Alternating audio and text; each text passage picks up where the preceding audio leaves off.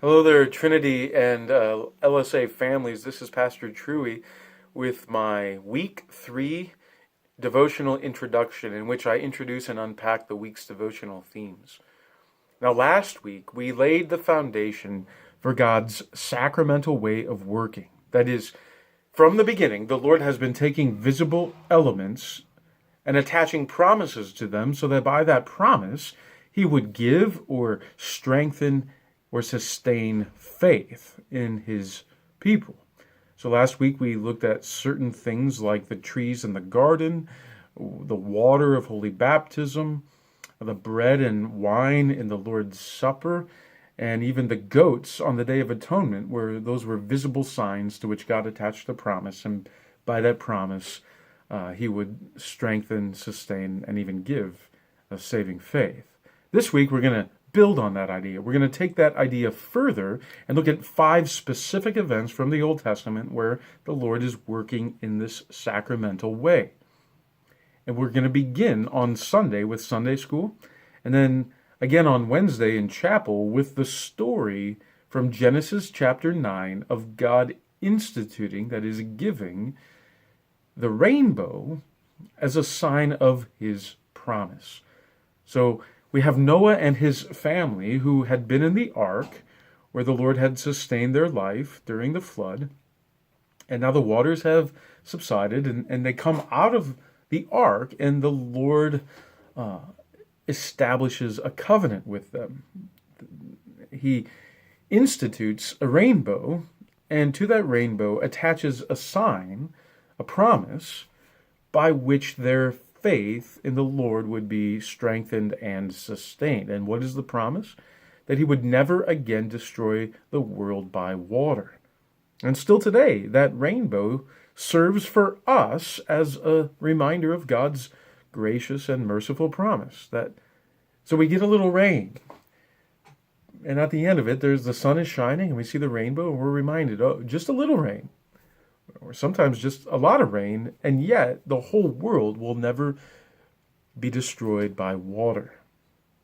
On Monday, we have another example. This one's kind of surprising because we have a murderer who gets for himself a sacramental sign to remind him of God's provisions. So in Genesis chapter 4, we have Cain, the murderer, who killed his brother Abel, receive a sign on his forehead, a mark, that would remind him that the Lord who gives life is also the Lord who will preserve his life.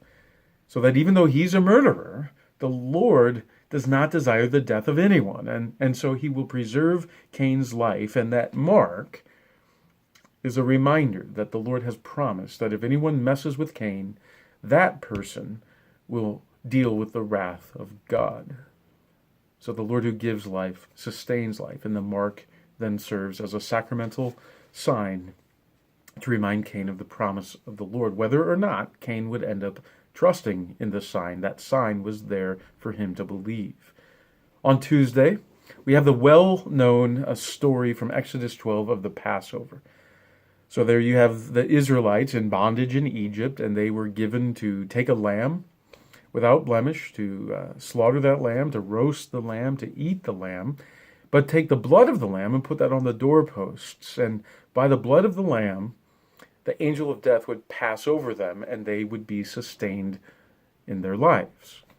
Their firstborn son would be preserved and not die. And so we have the visible element of the blood, to which there was a promise attached, that in the blood, your firstborn son would not die, but would live. And we know that that indeed happened as an ultimate foreshadowing of the Lamb of God who would die, and whose blood would then serve as a sign for giving life to all the world. Again, Wednesday we'll have chapel, and we'll hear of the story of God's covenant with Noah. Then Friday, from Joshua chapter 4, Thursday, Numbers chapter 21, we're going to hear of the bronze serpent.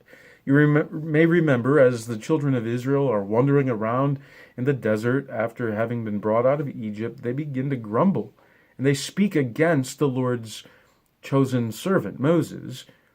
And so the Lord sends serpents down that bite some of the Israelites and kill them, and so they and so they come and they say, the Lord, we're dying, we're sorry, and the Lord provides a sacramental sign. They take a snake, and the Lord makes that serpent into a bronze pole, if you will, and then whenever they would look at that bronze serpent, they would not die, but they would live. And so we have a visible element, the bronze serpent, and a promise is attached that if you've been bitten by a snake, you can look at the bronze serpent and you would not die, but you would live. So by that promise, their lives are sustained. Then Friday, finally, we do get to Joshua chapter 4. And this is when Joshua is going to lead the children of Israel into the promised land, and they're going to walk through the Jordan River on dry ground. Now, you may remember previously the children of Israel had walked through the Red Sea on dry land. This is another river crossing on dry land. But this time, they're going to have 12 stones. One stone from each of the tribes, and they're going to take those stones, and then there's going to be a promise attached to those stones, so that whenever people would see the stones and they say, what do they mean? Well, this is what they mean, right? From Joshua chapter 4, then you shall tell them that the waters of the Jordan were cut off before the ark of the covenant of the Lord when it passed over the Jordan. The waters of the Jordan were cut off. So these stones shall be to the people of Israel a memorial forever. And they were literally called a sign among the people. And so when they would see those stones, there was a promise attached to them and a reminder of God's gracious act that he brought them into the promised land and he parted the waters so that they were able to walk through on dry ground and receive the inheritance, the promised land. And so forever, the people who would see those 12 stones were reminded of the Lord's gracious act. So those are the readings for this week. In terms of your questions for use with your family, there's really a couple points that we want to keep in mind with each day's reading.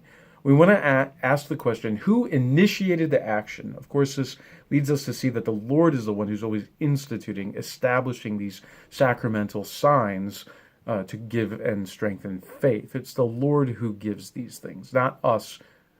So these sacramental signs don't have their origin in man, but from the Lord himself. And then we're going to want to see what is the visible sign and what's the promise attached to the sign.